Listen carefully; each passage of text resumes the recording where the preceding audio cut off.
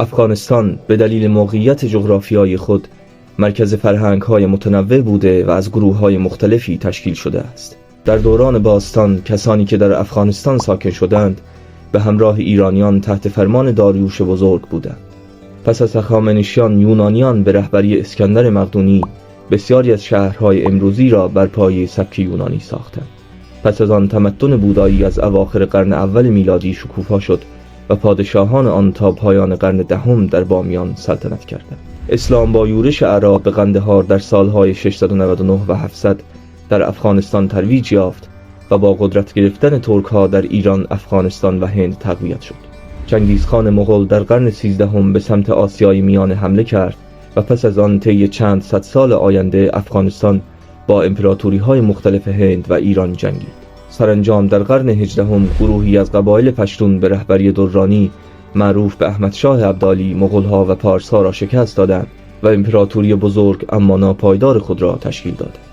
پسر احمد شاه درانی تیمور در اوایل دهه 1770 تاج و تخت را به ارث برد و تا زمان مرگش در سال 1793 سلطنت کرد. او بیش از 20 پسر از خود به جای گذاشت. زمانشاه در 1793 و محمود در سال 1800 و بار دیگر در 1809 به فرمانروایی رسیدند. شاه شجاع پسر دیگر تیمور در میان سالهای 1803 تا 1809 و سپس در 1839 تا زمان مرگش پادشاه افغانستان بود.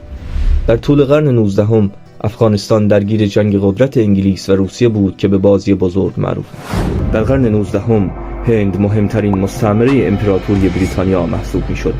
بنابراین حفاظت از آن بسیار اهمیت داشت. با توجه به موقعیت استراتژیک افغانستان بین هند و امپراتوری روسیه، کمپانی هند شرقی مشتاق بود تا اطمینان حاصل کند که یک حاکم طرفدار بریتانیا در آنجا بر تخت سلطنت خواهد نشست. در سال 1837 میلادی انگلیسی‌ها از ترس حمله روسیه به هند از طریق تنگه‌های خیبر و بولان فرستاده‌ای را برای جلب حمایت امیر دوست محمد خان به پایتخت افغانستان کابل فرستادند. در ابتدا دوست محمد طرفدار اتحاد با انگلیس بود، اما هنگامی که آنها از کمک به او برای بازپسگیری پیشاور که در سال 1834 توسط سیک‌ها تصرف شد امتناع کردند، او آماده گفتگو با روس‌ها شد که سفیری را به کابل فرستاده بودند. این امر لرد اوکلند فرماندار کل هند را به این نتیجه رساند که دوست محمد خان ضد انگلیسی است. در جریان مذاکرات یک ارتش ایرانی تحت حمایت روسیه شهر هرات در غرب افغانستان را محاصره کرد. تهاجم قدرت‌های خارجی به هند از طریق افغانستان اکنون یک احتمال قطعی به نظر می‌رسید. از این رو انگلیسی‌ها تصمیم گرفتند که یک حاکم سابق و مطیع‌تر به نام شاه شجاع را به جای دوست محمد خان بنشانند. در بهار 1839 ژنرال سر جان کین ارتش ایندوس یک نیروی 20,000 نفری بریتانیایی هندی را از طریق دره بولان و خوجک رهبری کرد. حرکت در این مسیر دشوار بود و انگلیسی‌ها در بین راه توسط افراد قبیله‌ها مورد حمله قرار گرفتند، اما با مقاومت عمده‌ای مواجه نشدند. پس از آنکه حاکم آن منطقه برادر دوست محمد با نزدیک شدن ارتش در ماه آوریل به کابل گریخت، نیروهای متجاوز قندهار را بدون جنگ تصرف کردند. پس از رشوه دادن به بسیاری از رهبران قبایل قندهار، انگلیسی‌ها یک ورود پیروزمندانه به شهر برای شاه شجاع ترتیب دادند. مسیر کابل توسط قلعه غزنی مسدود شده بود. این مشکل بزرگی را برای بریتانیا به وجود آورد، زیرا آنها فاقد توپخانه سنگین مورد نیاز برای شکستن دیوارهای ضخیم به ارتفاع 60 فوت بودند. آنها در ژوئیه 1839 پس از آنکه موهان لال، یک مترجم کشمیری، جاسوس و دستیار افسران انگلیسی، متوجه شد که یکی از دروازه‌ها به خوبی محافظت نمی‌شود، موفق شدند به قلعه هجوم بیاورند. در تصرف قلعه انگلیسی‌ها متحمل 200 کشته و زخمی و افغان‌ها نزدیک به 500 سرباز را از دست دادند و 1600 نفر دیگر اسیر شدند. غزنی نیز به خوبی تامین می‌شد و تدارکات آن پیشروی بریتانیا به کابل را تسهیل می‌کرد. دوست محمد خان از کابل گریخت و امیر شاه شجاع در ماه اوت 1839 بر سر کار آمد. با این حال انگلیسی‌ها نمی‌توانستند نیروهای خود را برای مدت نامحدود در کابل نگه دارند.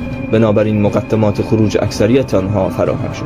ارتش ایندوس در راه بازگشت به هند تصمیم به انتقام گرفتن از خاندان بلوچ کلات به دلیل حملات مداوم آنها به خطوط تدارکات بریتانیا گرفت. پس از درگیری شدید در تپه‌های اطراف، انگلیسی‌ها از دیوارهای کلات بالا رفتند و شهر را تصرف نمودند. انگلیسی ها فرستادگان سیاسی و یک پادگان کوچک در کابل باقی گذاشته بودند، اما تعداد آنها توسط هزاران خدمتکار که عمدتاً هندی بودند افزایش یافت. مخالفت مردمی با شاه شجاع و نارضایتی از انگلیسی ها به ویژه پس از قتل یارانه های پرداختی به سران قبایل محلی افزایش یافت. غرور انگلیسی ها و همچنین بی‌اعتنایی فرهنگی و رشته‌ای از رسوایی های جنسی اوضاع را ملتهب کرد. شرایط به حدی بد شد که سربازان شهر را تخلیه کردند. نیروهای انگلیس می توانستند قلعه بالاحصار را اشغال کنند، اما در عوض به یک اردوگاه با موقعیت نامناسب در خارج از شهر نقل مکان کردند. ناآرامی در کابل به زودی به شورشی به رهبری اکبرخان پسر دوست محمد تبدیل شد. دیپلمات‌های انگلیسی از جمله سر ویلیام مکناتن به قتل رسیدند و نیروها در نهایت مجبور به تسلیم شدند. فرمانده بریتانیا ژنرال سر ویلیام الفینستون در مورد عقب نشینی مذاکره کرد و پذیرفت که ذخایر باروت و بیشتر توپ‌هایش را به افغان‌ها تحویل دهد. در ژانویه 1842 پادگان کابل متشکل از 4500 سرباز بریتانیایی و هندی همراه با 12000 نفر از کارکنان اردوگاه با این وعده که اجازه عقب نشینی امن به هند را خواهند داشت از شهر خارج شدند. هنگام خروج از شهر الفینستون متوجه شد که امنیت وعده داده شده توسط افغانها عملی نشده است و غذا و سوخت لازم برای عبور از کوهها در زمستان وجود ندارد. افسران از او خواستند که به کابل برگردد، زیرا هنوز فرصت داشتند تا در بالاحصار پناه بگیرند. الفینستون این را نادیده گرفت و به آنها دستور داد تا ادامه دهند. نیروهای انگلیسی در حالی که از طریق مسیرهای سرد و کوهستانی عبور می‌کردند، بلافاصله مورد حمله قبایل قرار گرفتند. افغانها با تفنگ‌های لول بلند خود تیراندازی می‌کردند و توانستند به سربازان و فرماندهان حمله ورشوند. تنها تعداد کمی از نیروها از کشتار نهایی در تنگ گندمک نجات یافتند. بیشتر سپهسالاران هندی کشته شدند و بعدها چند صد سرباز در بازارهای برده فروشی کابل فروخته شد. فقط یک انگلیسی به جلال آباد رسید، دکتر ویلیام برایدون. بازماندگان دیگر بریتانیایی سربازان، همسران و کودکانی بودند که به دست افغانها اسیر شدند. دیگر فرماندهان از جمله الفینستون افرادش را رها و تسلیم شده بود. پیش از این در اکتبر 1841 سرلشکر سر رابرت سل با نیرویی از کابل برای پاکسازی گذرهای جلال آباد به عنوان اولین مرحله از عقب نشینی برنامه‌ریزی شده فرستاده شده بود. تیپ او مجبور به مبارزه شده و به قلعه جلال آباد پناه برده بود. علی‌رغم دستورات الفینستون برای بازگشت، سل به این نتیجه رسیده بود که نبرد در راه بازگشت غیر ممکن است. او برای محافظت از همسر و دخترش که در پایتخت افغانستان بودند، بلافاصله به آماده سازی قلعه نیمه ویران جلال آباد پرداخت. به محض اینکه پادگان کابل ویران شد، اکبرخان به افغانهایی پیوست که قبلا سیل در جلال آباد را محاصره کرده بودند. در تلاش برای حمایت از سیل، انگلیسی ها ارتش انتقام را از هند به رهبری سرلشکر جورج پولاک اعزام کردند. سیل با شنیدن شایعاتی مبنی بر ممانعت از ورود نیروهای پولاک به گذرگاه خیبر در آوریل 1842 یک حمله انحرافی همه جانبه به ارتش اکبرخان انجام داد. در طی این حمله اردوگاه اکبرخان مورد حمله و غارت واقع گردید و سپس سربازان پولاک وارد منطقه شدند. با حمله سنگین پولاک اکبرخان را در جگدلک و تزین شکست داد. سرانجام در سپتامبر 1842 به کابل رسیده و در آنجا نیروهای قندهار به او پیوستند. از زمان قیام فرماندهنات با موفقیت از قندهار دفاع کرد و سپس پادگان محاصره شده در کلات را حمایت نمود. پولاک در کابل 95 گروگان انگلیسی را نجات داد و سپس در اقدامی بیهوده و انتقام جویانه ارگ و بازار را به عنوان نشان ماندگار انتقام ویران کرد. در 12 اکتبر 1842 پولاک از طریق جلال آباد و گذرگاه خیبر به هند بازگشت. در این زمان شاه شجاع توسط هواداران اکبرخان به قتل رسیده بود.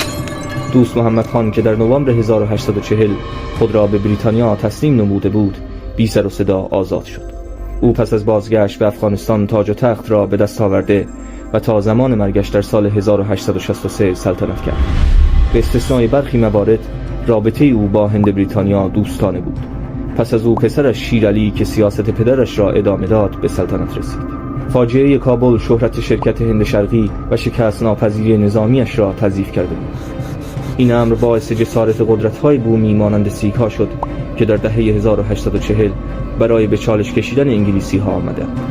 همچنین روحیه ارتش بنگال را تضعیف کرد، نیرویی که بیشتر تلفات را متحمل شد و در نتیجه بذر نارضایتی را کاشت که به وقوع شورش هند در سال 1857 کمک کرد.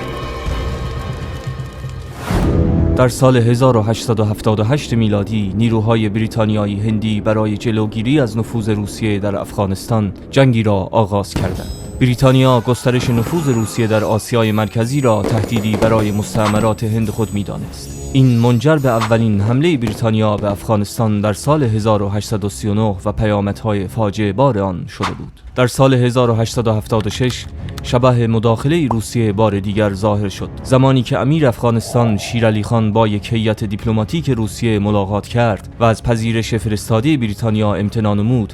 در نوامبر 1878 سه لشکر انگلیسی با 40,000 سرباز به افغانستان حمله کردند. یک گروه قندهار را از طریق گذرگاه بولان تصرف کرد، گروه دوم قلعه علی مسجد را در گذرگاه خیبر تسخیر نمود و لشکر سوم در امتداد دره کرم به سمت کابل پیش رفت. ژنرال سر فریدریک رابرتس لشکر سوم را در گردنه پیور هدایت کرد و در نبردی شبانه افغانها را به عقب راند.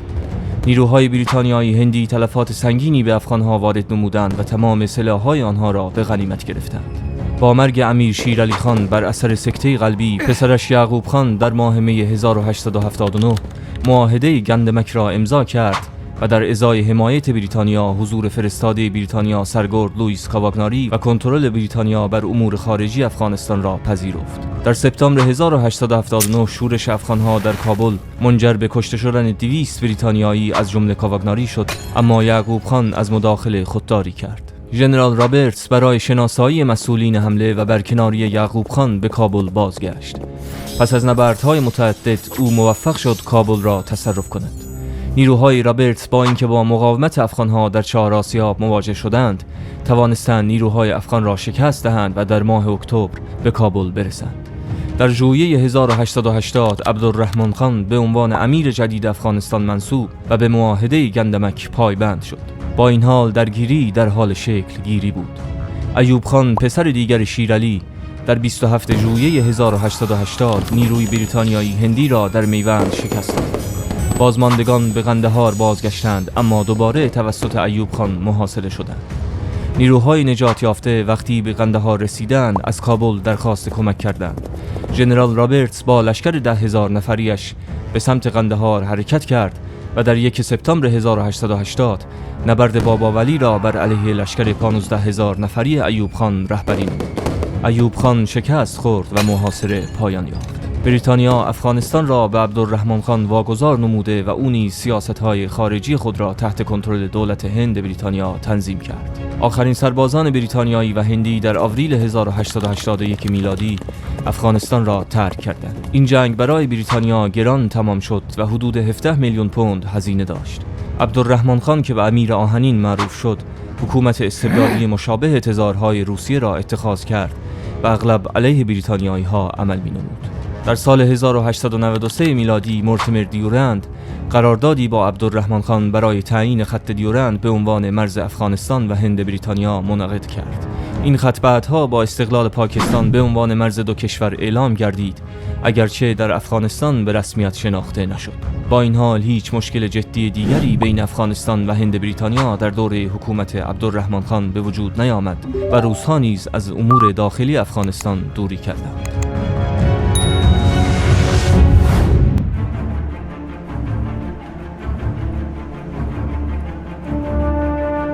جنگ سوم انگلیس و افغان در ماه می 1919 میلادی بین هند بریتانیا و افغانستان آغاز شد. اگرچه صلح به سرعت مورد توافق قرار گرفت، اما خشونت به زودی به قبایل شورشگر در مرز شمال غربی سرایت کرد و به طور جدی کنترل بریتانیا بر آن منطقه را به چالش کشید. در فوریه 1919 امان الله خان امیر جدید افغانستان اعلام گردید. او فوراً معاهده گندمک را که کنترل سیاست خارجی افغانستان را در پایان جنگ دوم افغانستان به بریتانیا داده بود رد کرد. امیر طی چند هفته پس از جانشینی خود استقلال کامل افغانستان و یک جهاد یا جنگ مقدس را اعلام نمود. با تشویق به شورش در مرزهای همسایه شمال غربی هند، او امیدوار بود که پیشاور و ولایات قدیمی افغانستان در غرب رود سند را که سالها قبل توسط سیک‌ها تصرف شده بود را پس بگیرد. بلافاصله پس از جنگ جهانی اول، امان الله خان معتقد بود که سربازان بریتانیایی و هندی برای مقاومت بسیار خسته هستند. او همچنین امیدوار بود که از ناآرامی‌های ملی‌گرایانه جاری در هند که خود برای تشویق آن تلاش کرده بود استفاده کند. در 3 می 1919 یگانها و سربازان افغان وارد هند بریتانیا شدند. بریتانیایی‌ها که از اتحاد امان الله با رژیم جدید بولشویک در روسیه، رقیب سنتی بریتانیا در منطقه، عصبانی و از حمایت او از ناسیونالیست خشمگین بودند، نیروهای خود را بسیج کردند. درگیری‌های پراکنده در مناطق قبیله‌ای چیترال در شمال هند بریتانیا رخ داد، اما با موفقیت مهار گردید. با این حال نبرد در گذرگاه‌های کوهستانی اصلی بین هند بریتانیا و افغانستان متمرکز شد. اگرچه کمبود نیرو، توپخانه و مسلسل وجود داشت، لشکر پیشاور بریتانیا به سرعت یک نیروی بزرگ افغان را شکست داد و سپس به لندی کوتل در انتهای غربی گذرگاه خیبر حمله کرد. آنها افغانها را وادار به عقب راندن از مرز به سمت جلال آباد کردند و منطقه دکه را در 13 می 1919 اشغال نمودند. در دکه اردوگاه بریتانیا از نظر دفاعی ضعیف بود و به زودی مورد حمله توپخانه افغان قرار گرفت. پس از آن افغانها یک حمله پیاده را آغاز کرده اما شکست خوردند. روز بعد انگلیسی‌ها یک ضد حمله انجام دادند تا اینکه در 17 می منطقه به حد کافی ایمن گردید. در 27 می 1919 انگلیسی‌ها با موفقیت به قلعه سپین بولدک افغانستان در جنوب بلوچستان یورش بردند. این قلعه از جاده استراتژیک حیاتی قندهار به کویت محافظت می‌کرد و تسخیر آن احتمال تهاجم افغان‌ها از آن مسیر را کاهش داد. بیش از 200 نفر از پادگان 500 نفری افغان‌ها که بسیاری از آنها فقط به تفنگ‌های مارتینی هنری مسلح بودند، در این عملیات کشته شدند و انگلیسی‌ها 18 کشته و 40 زخمی داشتند. بزرگترین حمله افغان‌ها در منطقه دره توچی کرم رخ داد. وضعیت آنجا زمانی بحرانی شد که شبه نظامیان در وزیرستان که توسط دولت افغانستان تحریک شده بودند، علیه کارفرمایان انگلیسی خود شورش کردند.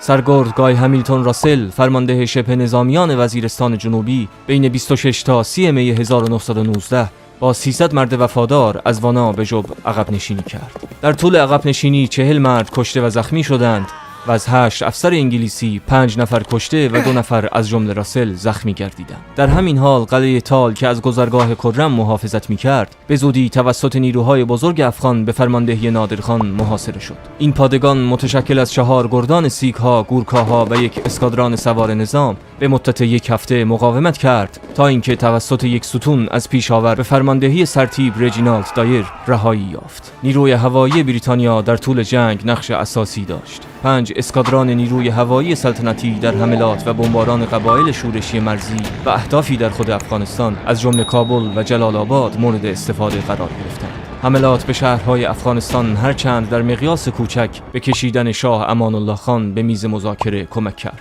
امان الله خان در 3 ژوئن 1919 در حالی که نقشه‌های بلند پروازانه‌اش برای باز پسگیری پیشاور و بیرون راندن انگلیسی‌ها از هند شکست خورده بود، دستور آتش بس داد. معاهده راولپندی در 8 آگوست 1919 که جنگ را به پایان رساند، استقلال کامل افغانستان را به رسمیت شناخت و در نهایت به افغان‌ها این حق را داد که امور خارجی خود را اداره کنند. خط دیورند که از دیرباز یک موضوع مناقشه برانگیز بین دو کشور بود، به عنوان مرز سیاسی در جنوب شرقی افغانستان مجدداً تایید شد. افغانها همچنین موافقت کردند که از درگیری با قبایل طرف بریتانیایی خودداری کنند. تلفات نبرد بریتانیا و هند در این درگیری حدود 250 کشته و 650 زخمی بود. همچنین نزدیک به 1000 مرگ ناشی از بیماری وجود داشت. نه امیران افغانستان و نه دولت‌های بریتانیا هرگز نتوانستند قبایل به شدت مستقل در مناطق مرزی کوهستانی بین افغانستان و هند را کنترل کنند.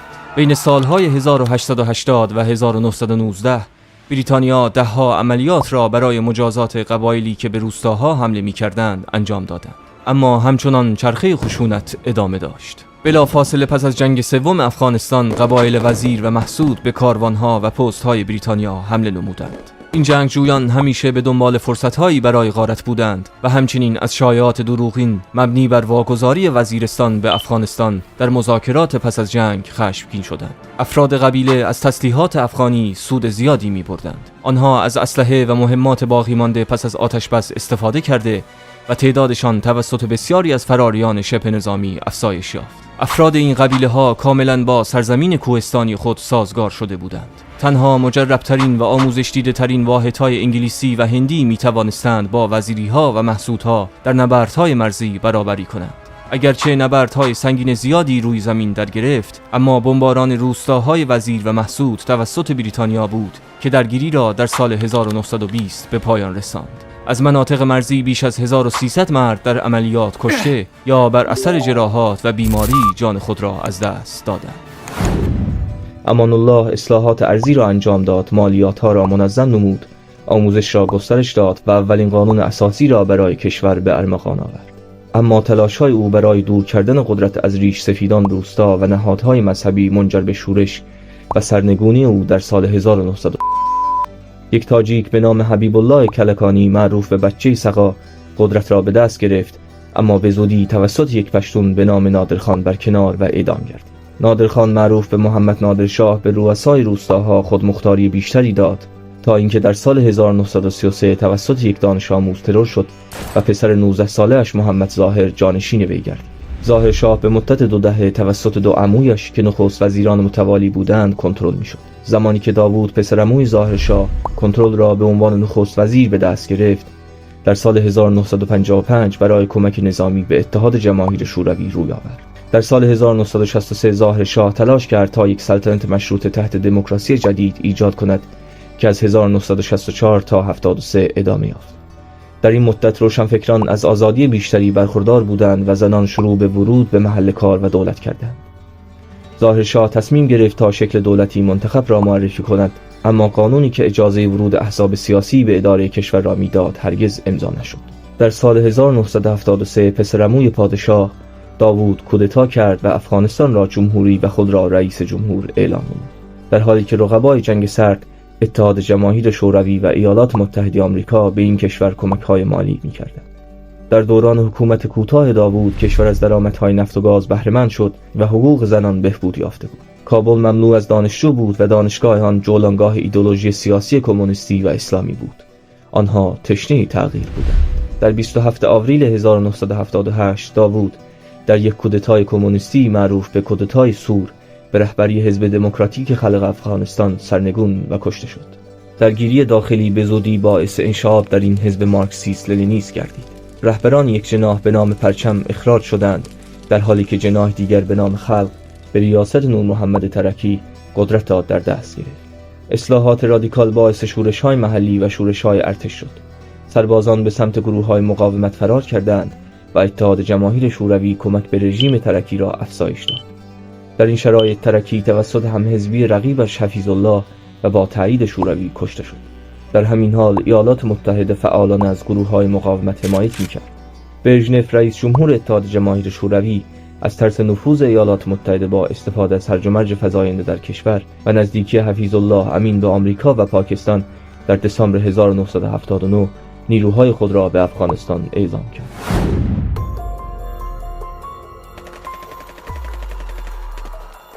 حمله به افغانستان در اواخر دسامبر 1979 توسط سربازان اتحاد جماهیر شوروی برای حمایت از دولت کمونیستی افغانستان از شورشیان و چریک‌های مسلمان ضد کمونیست که مجاهدین نام داشتند صورت گرفت و تا اواسط فوریه 1989 ادامه یافت. این درگیری یک جنگ نیابتی دوران جنگ سرد بود که بین 1.5 تا 2 میلیون افغانی کشته شدند و میلیون‌ها نفر از کشور گریختند.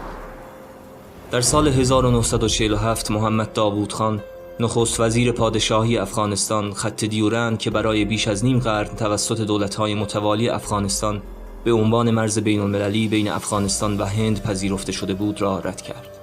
حکومت بریتانیا در هند نیز به پایان رسید و هند به کشورهای جدید هند و پاکستان تقسیم شد، در حالی که پاکستان خط دیورند را به عنوان مرز خود با افغانستان به ارث برد. در حکومت داوود خان افغانستان روابط خصمانی با پاکستان و ایران داشت و سیاست پشتونستانی یعنی الحاق مناطق پشتون نشین پاکستان را دنبال می‌کرد. در سال 1954 ایالات متحده آمریکا در طول جنگ سرد شروع به فروش تسلیحات به متحد خود یعنی پاکستان کرده در حالی که درخواست افغانها برای خرید تسلیحات را رد کرد، زیرا نگران بودند که افغانها از این سلاح‌ها علیه پاکستان استفاده کنند. در نتیجه افغانستان اگرچه رسما در جنگ سرد بی‌طرف بود، اما به هند و اتحاد جماهیر شوروی که مایل به فروش سلاح به آنها بودند نزدیک شد.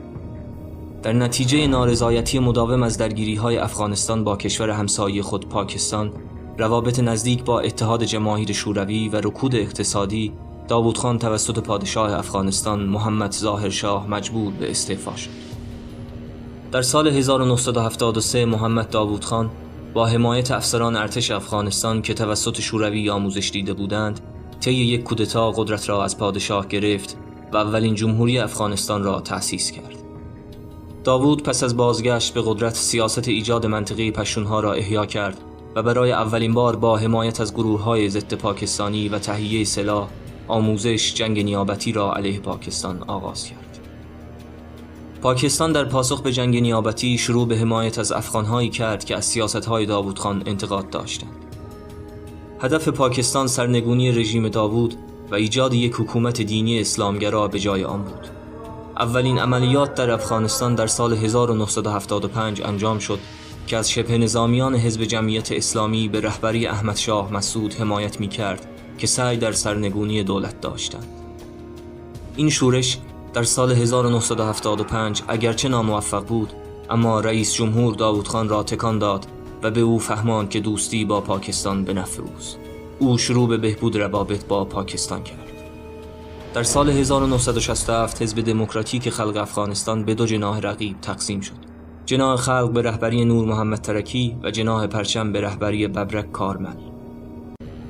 مخالفت شدید جناح‌های حزب دموکراتیک خلق با سرکوب مخالفان توسط رژیم داوود سبب اعتراضات گسترده ضد او در کابل شد که منجر به دستگیری چند تن از رهبران برجسته حزب دموکراتیک خلق گردید.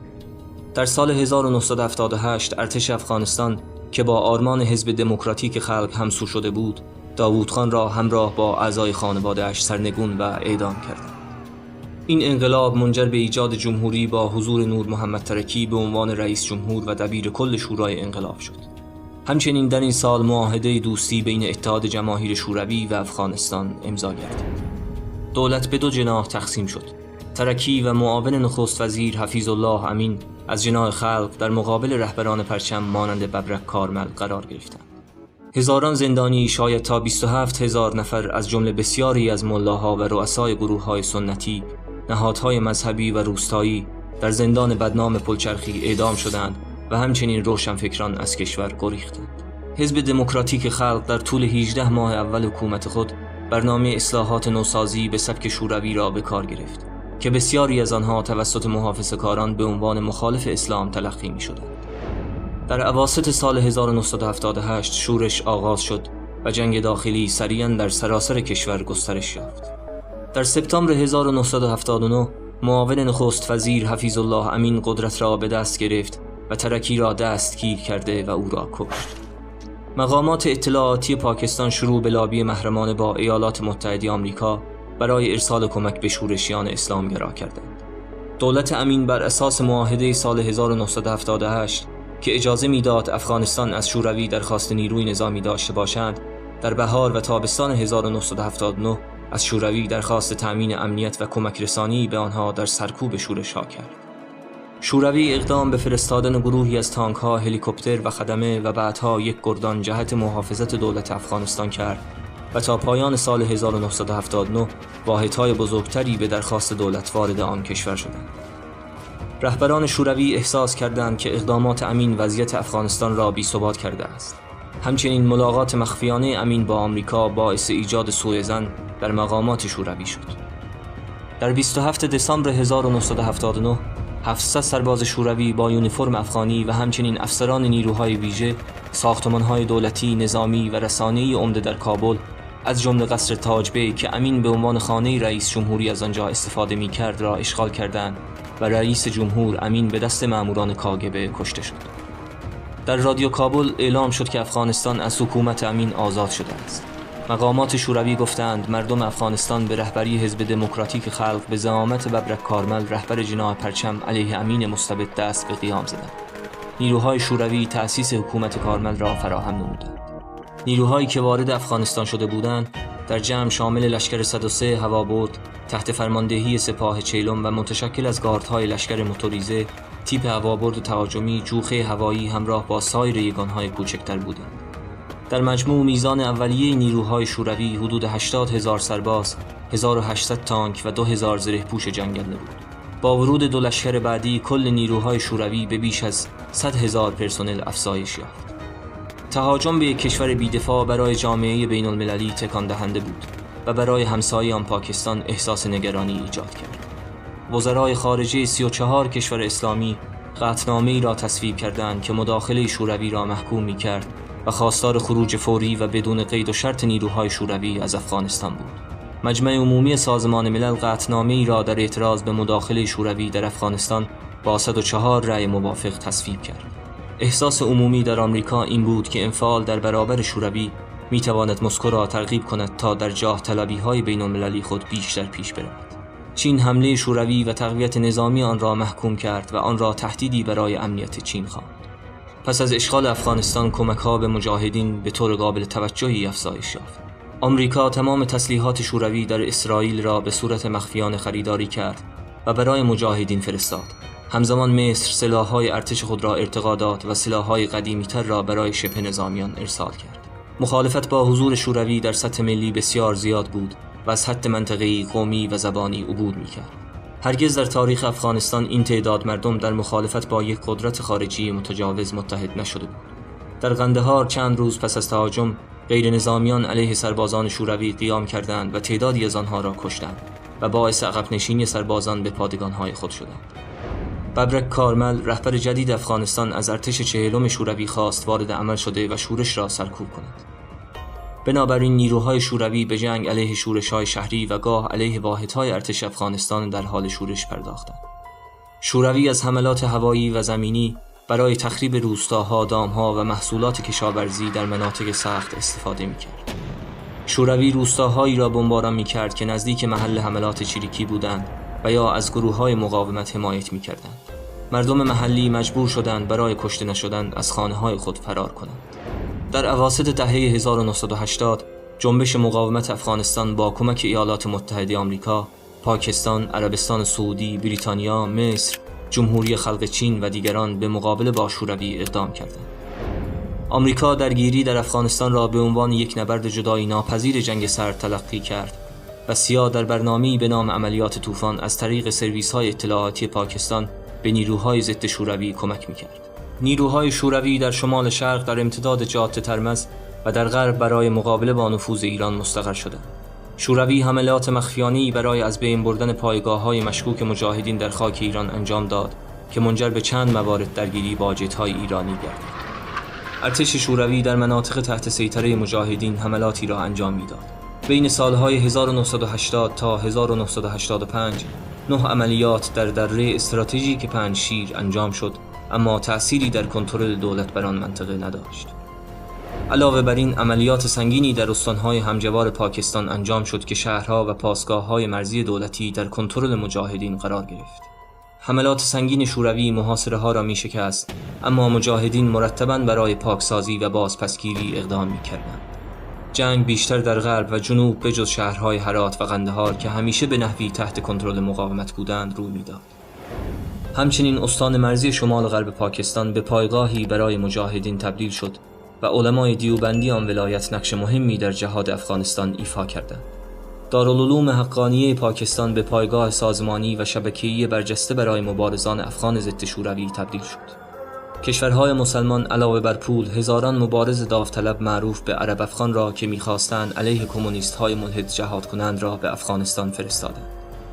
در میان آنها یک جوان سعودی به نام اسامه بن لادن بود که گروه او در نهایت به القاعده تبدیل گشت.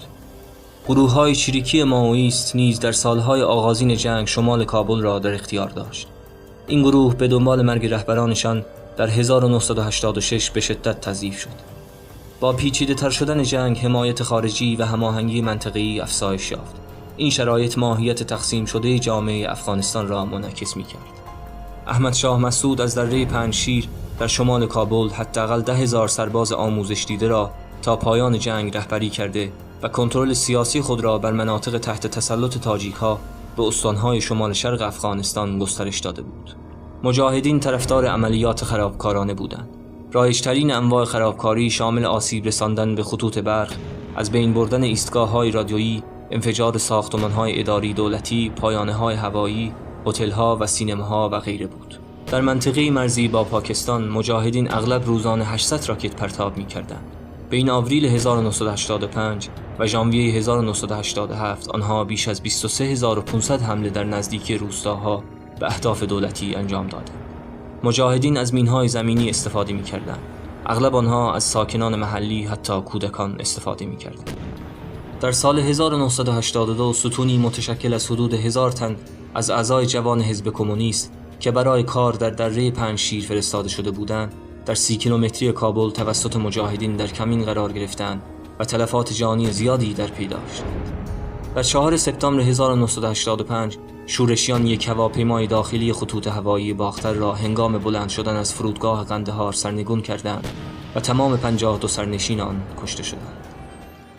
ارتقای میخائیل گورباچوف به سمت دبیرکل در سال 1985 و تفکر جدید او در مورد سیاست خارجی و داخلی احتمالاً قدم مهمی در تصمیم شوروی برای عقب نشینی بود.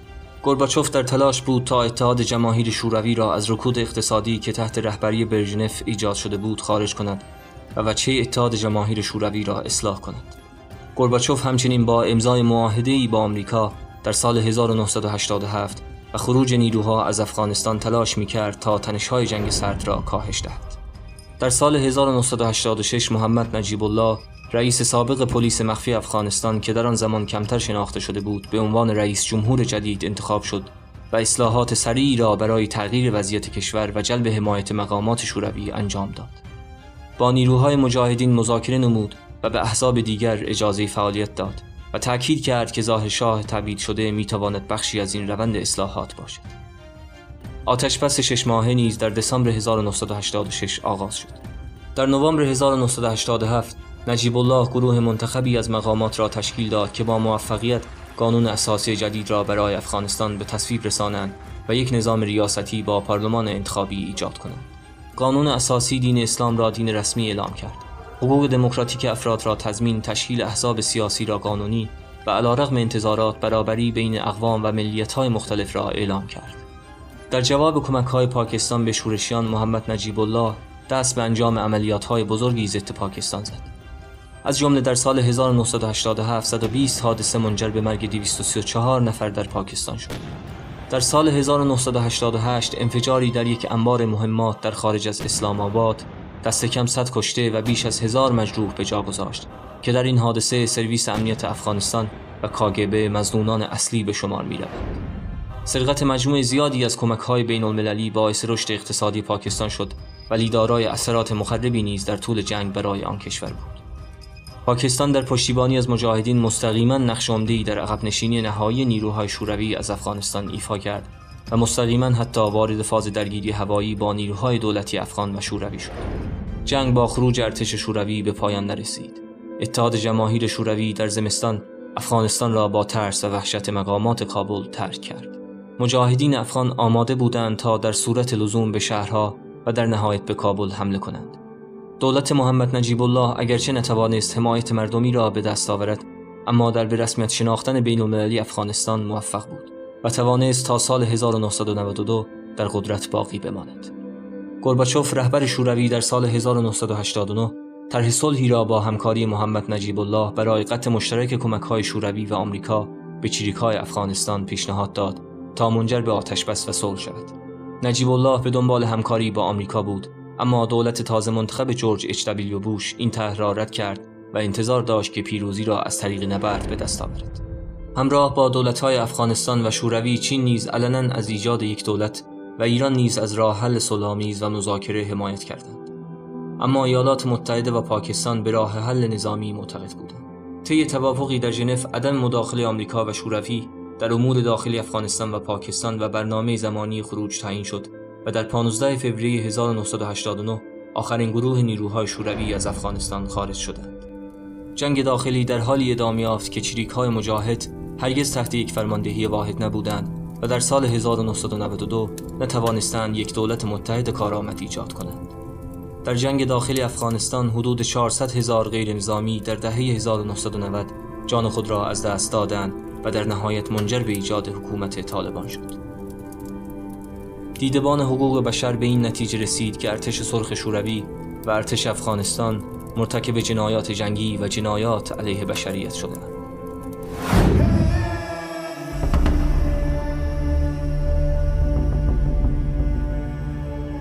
در دسامبر 1979 میلادی تانک‌های شوروی از رودخانه جیهون به افغانستان حمله کردند، ظاهراً برای بازگرداندن ثبات در پی کودتایی که گروه‌های سیاسی مارکسیست یعنی حزب خلق و پرچم را به قدرت رساند. اما حضور شوروی باعث شورش سراسری مبارزانی معروف به مجاهدین که از اسلام به عنوان منبع الهام بخش استفاده کردند گردید. مجاهدین از حمایت‌های پنهانی گسترده‌ای از طرف پاکستان و عربستان سعودی برخوردار شدند و ایالات متحده و همچنین داوطلبان خارجی که به زودی شبکه‌ای به نام القاعده را تشکیل دادند به مبارزه آنها پیوستند. جنگ چریکی علیه نیروهای شوروی منجر به خروج آنها در سال 1989 گردید. مجاهدین دولت تحت حمایت شوروی در افغانستان را سرنگون کرده و پس از کشتن رئیس جمهور محمد نجیب الله و تسخیر کابل در سپتامبر 1996 یک دولت جدید ایجاد نمودند. به دلیل اختلافات سیاسی مجاهدین درگیری مسلحانه افزایش یافت و گروهی به نام طالبان به رهبری ملا عمر ظهور کرد. این گروه تفسیری از شریعت اسلام را ارائه داد که تحصیل زنان را ممنوع می کرد و قطع دست یا اعدام را به عنوان مجازات جرایم حتی کوچک صادر می نمود. طالبان قطعنامه‌های پیاپی شورای امنیت را نادیده گرفته و تعدادی از خارجیان را از کشور اخراج نمودند. آنها با رادیو، تلویزیون، موسیقی، نقاشی و آثار هنری مخالف بودند و مجسمه‌های بودا در بامیان را که از جمله آثار فرهنگی و باستانی افغانستان بود را نابود کردند.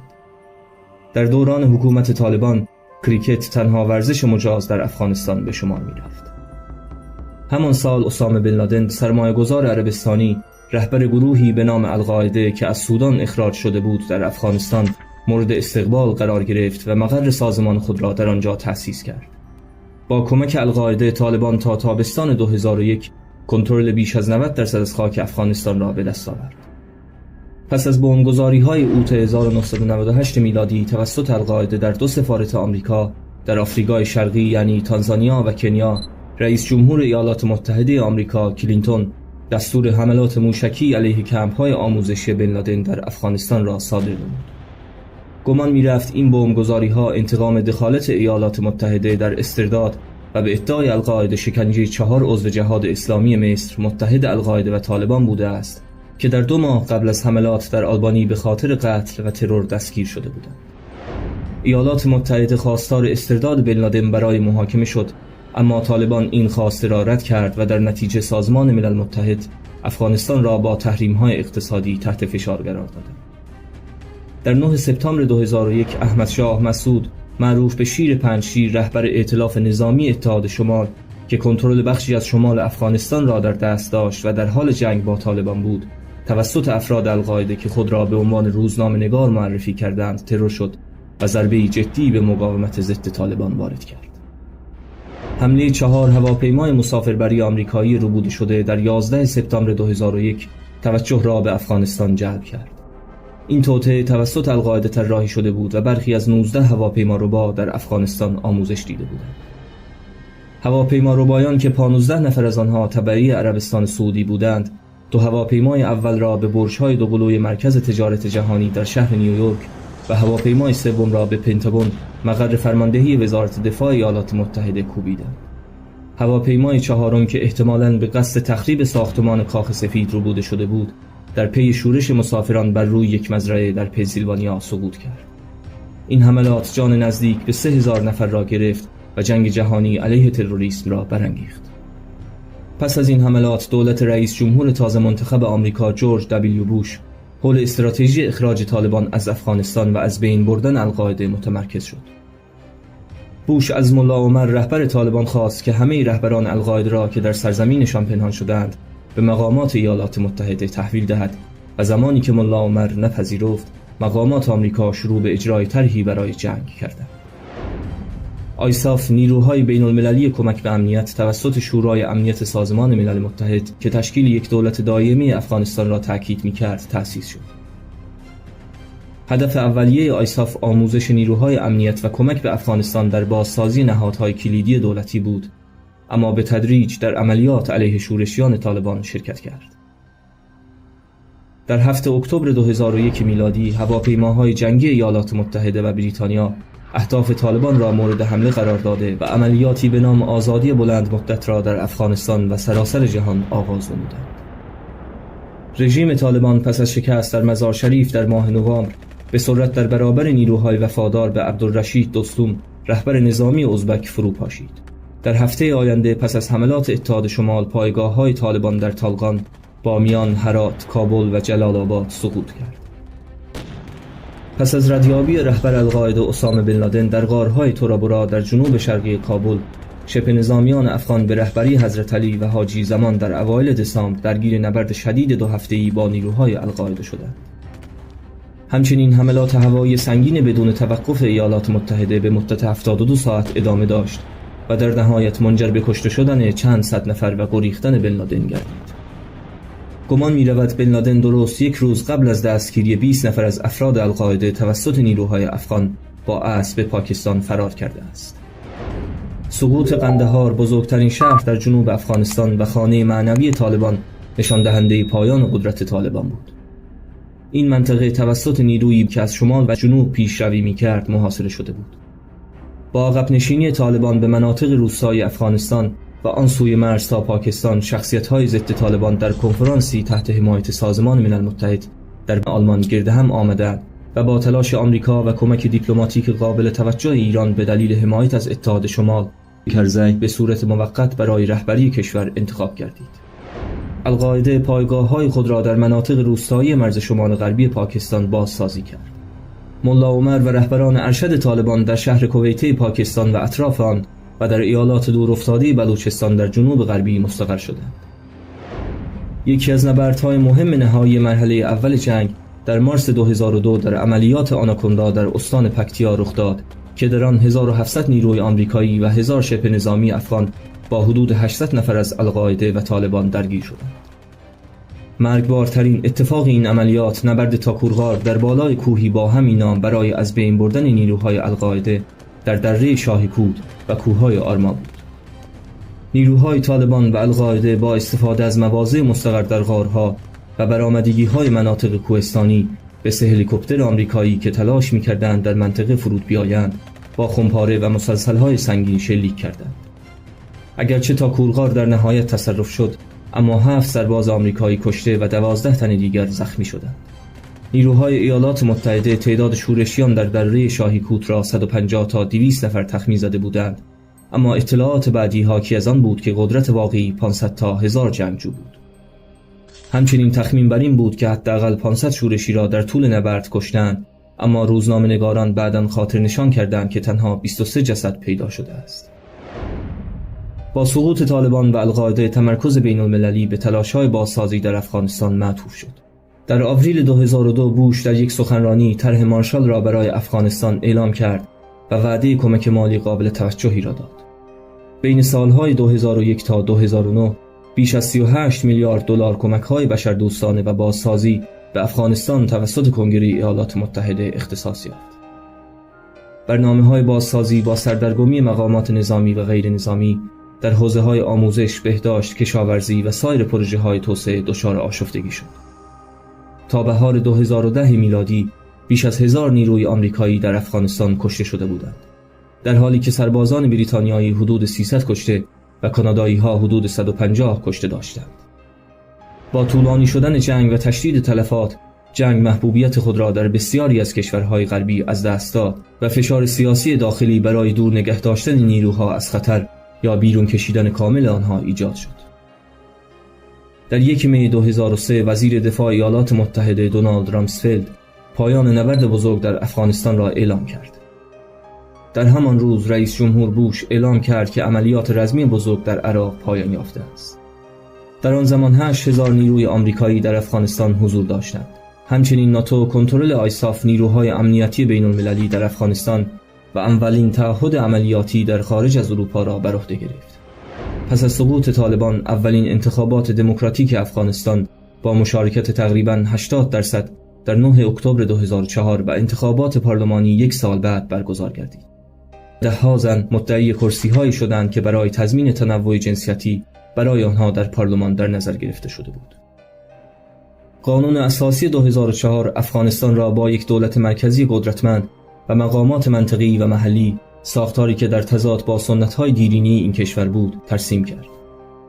دولت درگیر فساد بود و تلاش‌ها برای ایجاد ارتش ملی و نیروی پلیس از همان ابتدا به دلیل حمایت ناکافی بین‌المللی و اختلافات قومی بین افغان‌ها با مشکل مواجه گردید. با آغاز سال 2005 خشونت‌ها افزایش یافت و مواد منفجره دستساز شروع به ایجاد تلفات سنگین کرد. بین ژانویه 2005 تا اوت 2006 افغانستان 64 حمله انتحاری را متحمل شد. به ویژه در یک حمله در نوامبر 2007 حداقل 70 نفر که بسیاری از آنها کودک بودند کشته شدند. کمتر از 1 سال بعد بمبگذاری در سفارت هند در کابل بیش از 50 کشته بر جای گذاشت. فشارهای بین‌المللی طالبان را مجبور کرده بود تا کشت خشخاش را محدود کند، اما بعدها دوباره افزایش یافت و عواید آن در برخی مناطق کشور به نفع طالبان بود. کمپین‌های مورد حمایت غرب برای حذف کشت خشخاش یا تشویق کشاورزان به کشت محصولات دیگر تأثیر چندانی نداشت. افغانستان به زودی تأمین کننده بیش از 90% تریاک جهان شد. در همین حال ایالات متحده موفقیت محدودی در کشتن یا دستگیری فرماندهان طالبان داشت. در اوایل سال 2007 ملا عبیدالله آخوند رهبر شماره 3 طالبان در پاکستان دستگیر و ماه‌ها بعد ملا دادالله فرمانده ارشد نظامی طالبان در نبرد با نیروهای آمریکایی کشته شد. با این حال بسیاری از رهبران شورشیان در مناطق روستایی مرز پاکستان مستقر بودند. علاوه بر این، تحقیقات افغانستان و سازمان ملل متحد نشان می‌دهد که شلیک اشتباهی یک کشتی آمریکایی در آگوست سال 2008 باعث کشته شدن ده‌ها غیر نظامی افغان در ولسوالی شیندند در استان هرات شده است. رئیس جمهور تازه منتخب آمریکا باراک اوباما در فوریه 2009 میلادی با اعزام چندین هزار سرباز آمریکایی موافقت کرد. او و سایر مقامات ارشد به این نتیجه رسیده بودند که تغییرات اساسی‌تر مورد نیاز است و بایستی به جای تلاش برای کشتن تعداد زیادی از شورشیان بر محافظت از مردم در برابر آنها و متقاعد کردن جنگجویان دشمن به فرار و در نهایت تشویق آشتی بین دولت و رهبران طالبان متمرکز شود. به طور مشخص طی 3 ماه اول سال 2010 مرگومی در نیروهای ایالات متحده تقریباً 2 برابر تعداد تلفات در 3 ماه اول سال 2009 بود. دستگیری رهبران کلیدی القاعده و برخورد با طالبان در سال 2011 در مرکزیت و محوریت قرار گرفت. ماموران سیا قاصد اسامه بن لادن ابو احمد الکویتی را در اوت 2010 شناسایی و او را تا ساختمانی 3 طبقه در آبوتاباد پاکستان تعقیب کرده و موفق به کشف مخفیگاه بن لادن شدند. در 2 می 2011 بن لادن به همراه چند تن از خانواده و نزدیکانش در عملیات 40 دقیقه‌ای نیروهای آمریکایی کشته شد. بر اساس اظهارات مقامات آمریکایی، جسد بن لادن به این دلیل که هیچ کشوری جنازه را نمی‌پذیرد، پس از انجام مناسک اسلامی در دریای عمان رها شد. اطلاعات در مورد الکویتی قاصد بن لادن از زندانیان گوانتانامو جمع‌آوری شد. بازداشتگاه گوانتانامو پس از اشغال افغانستان در سال 2001 میلادی زیر نظر پایگاه نیروی دریایی ارتش آمریکا در خلیج گوانتانامو در جنوب شرقی کوبا ایجاد شد و افرادی که متهم به ارتباط با فعالیت‌های تروریستی در خارج از خاک آمریکا بودند به این بازداشتگاه انتقال یافتند. شرایط زندانیان باعث شد تا دولت آمریکا با انتقادهای شدیدی در داخل و خارج به خصوص از سوی سازمان‌های بین‌المللی مدافع حقوق بشر مواجه شود. این اتفاق که مخفیگاه اسامه بن لادن در فاصله بسیار نزدیکی از یک پادگان آموزشی نظامی مهم در پاکستان قرار داشت، دلیل گمان زنی‌ها در مورد اطلاع ارتش پاکستان از حضور بن لادن در آنجا و باعث رسوایی و سرفکندگی مقامات پاکستان شد. در 22 ژوئن اوباما جدول زمانی خروج نیروهای آمریکایی از افغانستان را اعلام کرد و ابراز داشت که ایالات متحده تا حد زیادی با ایجاد اختلال در عملیات القاعده و کشتن بسیاری از رهبران آن به اهداف خود دست یافته است. این طرح خواستار کاهش تعداد نیروهای آمریکایی در افغانستان به منظور آماده سازی برای خروج کامل نیروهای رزمی تا پایان سال 2014 تا 30,000 نفر در یک سال بود. مجموعه ای از حوادث در اوایل سال 2012 تنش‌ها را بین ایالات متحده و دولت افغانستان افزایش داد و خشم عمومی را برانگیخت. افغان‌ها به دلیل گزارش‌هایی مبنی بر اینکه سربازان آمریکایی نسخه‌های قرآن را در یک پایگاه نظامی به آتش کشیدند شورش کردند. سپس در 11 مارس یک سرباز آمریکایی به چندین خانه نفوذ کرد و 17 افغان را که اکثراً زنان و کودکان بودند به ضرب گلوله کشت. این حادثه ها تظاهرات گسترده و محکومیت شدیدی را برانگیخت. چند روز بعد طالبان مشارکت در مذاکرات با ایالات متحده و دولت افغانستان را به حالت تعلیق درآورد. در اواخر دسامبر 2014 اشرف غنی به عنوان رئیس جمهور معرفی شد و بلافاصله توافقنامه امنیتی دو جانبه را امضا کرد. ایالات متحده و ناتو رسما مأموریت جنگی خود را در افغانستان در 28 دسامبر 2014 به پایان رساندند، اما حدوداً 13,000 سرباز را برای پشتیبانی و آموزش نیروهای افغان تا زمان اجرای عقب نشینی کامل حفظ نمودند. در آوریل 2017 ایالات متحده قوی ترین بمب غیر هسته‌ای خود را بر روی نیروهای داعش شبه نظامیان دولت اسلامی در استان ننگرهار پرتاب کرد. این بمباران ظهور دولت اسلامی در افغانستان را مورد توجه قرار داد و در این حال به نظر رسید که طالبان مانند همیشه قدرت خود را حفظ کرده و همچنین ارتش ایالات متحده جنگ را به عنوان یک بن‌بست توصیف کرد. دونالد ترامپ رئیس جمهور تازه منتخب تعهد خود به ادامه دخالت نظامی برای جلوگیری از ایجاد خلأ برای تروریست‌ها را اعلام کرد و از جنگ طولانی مدت در افغانستان خبر داد. طالبان در بحبوحی افزایش خشونت‌ها حملات تروریستی جسورانه‌ای را در کابل انجام داد که منجر به کشته شدن بیش از 115 نفر گردید. این حملات در حالی صورت گرفت که دولت ترامپ طرح خود مبنی بر استقرار نیروها در سراسر مناطق روستایی افغانستان برای مشاوره و آموزش نظامی و حملات هوایی علیه کشتگاه‌های مواد مخدر برای از بین بردن منابع مالی طالبان را آغاز می‌کرد. منتقدان حکومت اعلام کردند که سیاست داخلی رئیس جمهور غنی را از موضوع امنیت کشور منحرف کرده است. در سال 2019 ایالات متحده و طالبان توافقنامه صلح را امضا کردند که به عنوان شروط اولیه برای خروج آمریکا از این کشور تا ماه می 2021 محسوب می‌شد و همچنین طالبان خواستار اداره کشور از طریق یک نظام اسلامی بود. اما ترامپ پس از کشته شدن یک سرباز آمریکایی در حمله طالبان مذاکرات صلح را لغو کرد. سرپرست وزارت دفاع ایالات متحده چند روز قبل از مراسم تحلیف جو بایدن رئیس جمهور منتخب آمریکا اعلام کرد که قصد دارد تا اواسط ماه ژانویه 2021 تعداد سربازان خود در افغانستان را به 2500 نفر برساند. دبیر کل ناتو هشدار داد که خروج زود هنگام نیروها میتواند به افغانستان اجازه دهد تا به پناهگاه تروریست‌ها و دولت اسلامی برای بازسازی خلافت خود تبدیل شود. چند ماه بعد بایدن اعلام کرد که قصد دارد خروج نیروهای آمریکایی را تا 11 سپتامبر 2021 تکمیل کند و به طولانی ترین جنگ ایالات متحده پایان دهد. پس از ترک فرودگاه بگرام در شمال کابل توسط آمریکا بدون اطلاع فرمانده جدید افغان این پایگاه، جنگجویان طالبان که با مقاومت اندکی روبرو بودند چند ساعت پس از خروج رئیس جمهور غنی از کشور، کابل پایتخت و همچنین کاخ ریاست جمهوری را تصرف کردند. رهبران طالبان اعلام کردند که برای تشکیل یک حکومت اسلامی باز و فراگیر با مقامات افغان گفتگو خواهند کرد. 2 انفجار انتحاری در خارج از فرودگاه کابل در حالی رخ داد که هزاران افغان در پی تسلط طالبان در تلاش برای فرار از کشور بودند. در این بمبگذاری‌ها دست کم 169 افغان و 13 سرباز آمریکایی کشته شدند. گروه افراطی داعش و خراسان مسئولیت انفجارها را بر عهده گرفت.